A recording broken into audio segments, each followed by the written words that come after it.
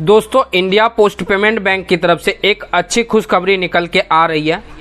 अगर आप India post payment bank का सीएसपी लेना चाहते हैं और अगर आप चाहते हैं कि घर बैठे हम उनका खाता खोल सके, मनी ट्रांसफ़र कर सकते हैं, साथ ही उनके आधार कार्ड में मोबाइल नंबर सब अपडेट कर सके, तो आप जो है इंडिया पोस्ट पेमेंट बैंक का सीएसपी ले सकते हैं।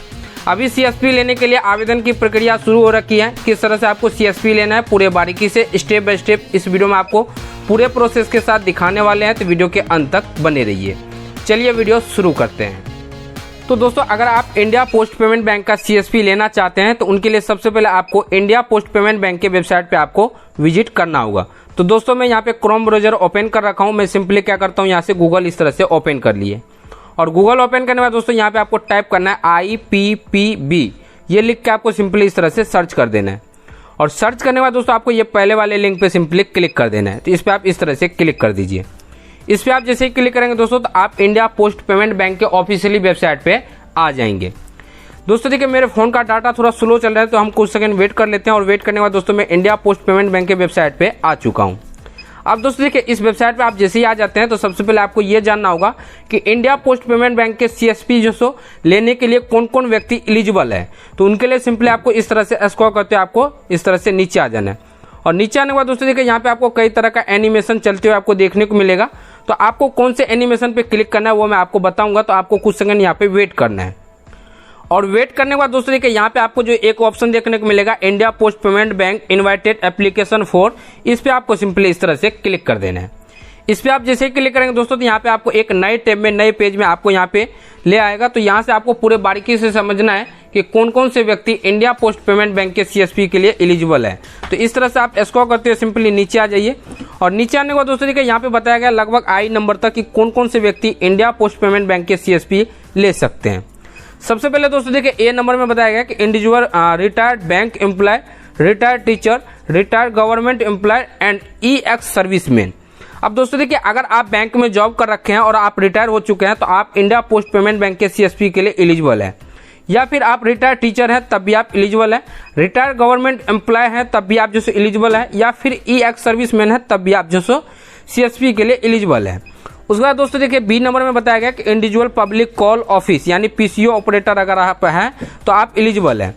उसके बाद दोस्तों देखिए यहाँ पे सी नंबर में बताया गया कि individual owner of kirana store medical, अगर आपके पास कोई किराना स्टोर है या फिर मेडिकल स्टोर है तो आप जो है सीएसपी के लिए एलिजिबल है। उसके बाद दोस्तों देखिए यहाँ पे डी नंबर में बताया गया कि agents of small saving schemes of government of India insurance, अगर मान लीजिए कि आप कोई जो से एजेंट हैं जिनमें कि आप इंश्योरेंस करते हैं गवर्नमेंट के थ्रू यानी गवर्नमेंट के माध्यम से, तो आप जो है सीएसपी के लिए एलिजिबल है। ई नंबर में बताया गया कि इंडिविजुअल पेट्रोल पंप ओनर, अगर आपके पास कोई पेट्रोल पंप है और उन पेट्रोल पंप का आप मालिक हैं तो आप जो सो सीएसपी के लिए एलिजिबल है। एफ नंबर में बताया गया कि individual operating common service centre, यानी अगर आपके पास कोई सीएससी यानी कॉमन सर्विस सेंटर है तो आप जो सो सीएसपी के लिए एलिजिबल है। उसके बाद दोस्तों देखिए जी नंबर में बताया गया कि इंडिविजुअल रनिंग ब्राउजिंग सेंटर। तो दोस्तों देखिए ये क्या होते हैं जी नंबर का। दोस्तों देखिए अगर आपके पास कोई इंटरनेट कैफे है तो आप जो है सीएसपी के लिए एलिजिबल है। और भी यहाँ पे जानकारी दिया गया है तो इन्हें आप पढ़ लीजिएगा। अब दोस्तों हम बात करेंगे कि आप जो सो सीएसपी के लिए क्या क्या आपको जो सो डॉक्यूमेंट देना होगा, कैसे आपको आवेदन करना है। तो उनके लिए सिंपली आपको इस तरह से स्क्रॉल करते नीचे आ जाना है। और नीचे आने के बाद दोस्तों देखिए यहाँ पे कुछ टर्म एंड कंडीशन दिया गया जिन्हें आप पूरे बारीकी से पढ़ लीजिए। और पढ़ने के बाद दोस्तों देखिए आपको नीचे में एक ऑप्शन देखने को मिल जाएगा click here to download application form. Simply आपको क्या करना है, क्लिक हेयर पे क्लिक कर देना है। तो इस पे आप इस तरह से क्लिक कीजिए।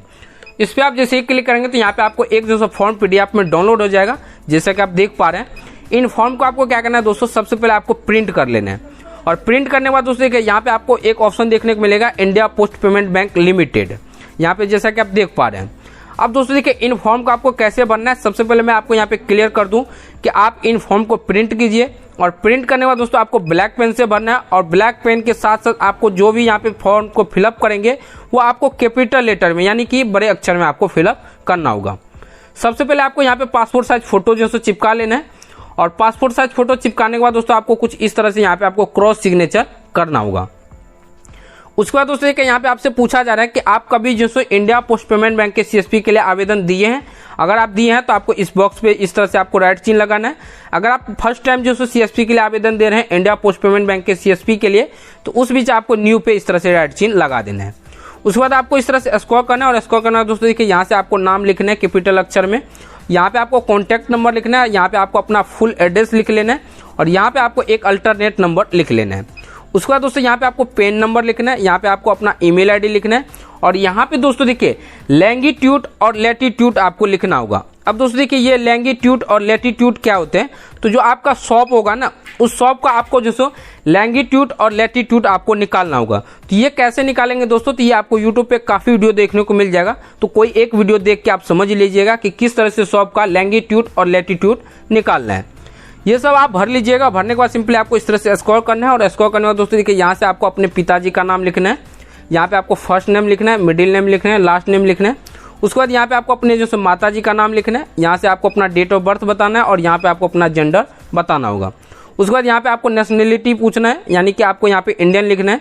उसके बाद यहाँ पे आपको जो प्रूफ ऑफ आईडी मांगा जाएगा और यहाँ पे प्रूफ ऑफ एड्रेस आईडी, यानी इन दो आपको डॉक्यूमेंट देना होगा। तो ये डॉक्यूमेंट आप दे दीजिएगा, जो भी आप डॉक्यूमेंट देना चाहते हैं उस डॉक्यूमेंट के बॉक्स पे आपको इस तरह से राइट चिन्ह लगाना होगा। ये सब डिटेल भरने के बाद आपको सिंपली इस तरह से स्क्रॉल करना है और स्क्रॉल करने के बाद दोस्तों देखिए यहाँ से आपको अपना बैंक डिटेल भरना होगा, जैसे कि branch name, IFSC code, account name, उसका अकाउंट टाइप जैसे सेविंग अकाउंट है या करंट अकाउंट, उसके बाद अकाउंट नंबर। तो ये सब आप डिटेल भर लीजिएगा। डिटेल भरने के बाद दोस्तों आपको इस तरह से स्क्रॉल करना है और स्क्रॉल करने के बाद दोस्तों देखिए यहाँ पे आपको डेट लिख देना है, यहाँ पे आपको प्लेस का जो नाम लिखना होगा और यहाँ पे दोस्तों आपको सिग्नेचर कर देना होगा जैसे आप बैंक में सिग्नेचर करते हैं। उसके बाद यहाँ पे और भी जानकारी दिया गया फॉर्म एक फिलअप करने के लिए, तो ये आपको बैंक से यानी इंडिया पोस्ट पेमेंट बैंक जहाँ भी आपका ब्रांच होगा वहाँ से आपको ये जो सो भरा जाएगा। ये आपको खुद ही भरना है, बट वहाँ से आपको पूछ के ये जो सो भरना होगा, ये बात आपको ध्यान में रखना है।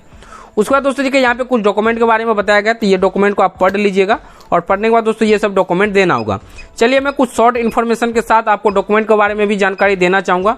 दोस्तों देखिए आपको सबसे पहले पासपोर्ट साइज फोटो देना होगा, उसके बाद आपको अपना आधार कार्ड, पैन कार्ड, उसके बाद वोटर ID कार्ड है तो यह भी आपको देना होगा। साथ ही दोस्तों आपका चरित्र प्रमाण पत्र भी मांगा जाएगा कि आपके ऊपर किसी तरह का कोई जैसे केस तो नहीं है, मान लीजिए कि किसी तरह का FIR दर्ज सब तो नहीं है। अगर इस तरह का होगा तो आपको जो CSP बिल्कुल भी नहीं मिलेगा। तो ये हो सकता है दोस्तों कि आपको जो चरित्र प्रमाण पत्र भी मांगा जाए। तो क्या क्या आपको प्रॉपर डॉक्यूमेंट लगेगा वो आपको ब्रांच से जो फाइनली पता चलेगा, लेकिन शॉर्ट इन्फॉर्मेशन में यहाँ पे बताया गया कि ये सब आपको डॉक्यूमेंट देना होगा।